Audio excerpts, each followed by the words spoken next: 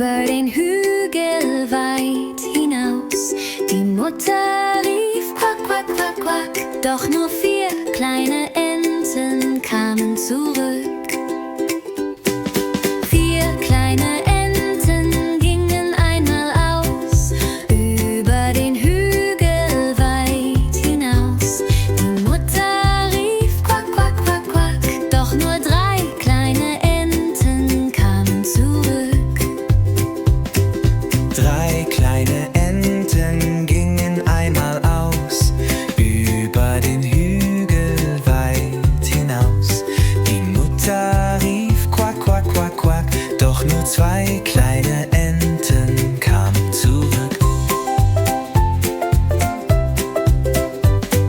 2 kleine Enten gingen einmal aus, über den Hügel weit hinaus. Die Mutter rief quack, quack, quack, quack, doch nur eine kleine Ente kam zurück.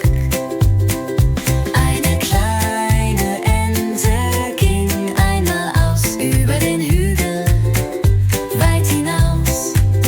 Sie rief quack, quack, quack, quack, doch keine kleine Ente kam zurück.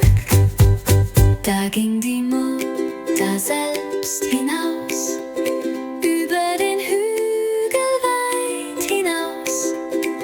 Sie rief quack, quack, quack, quack, da kamen alle 5 zurück nach Haus. Da ging die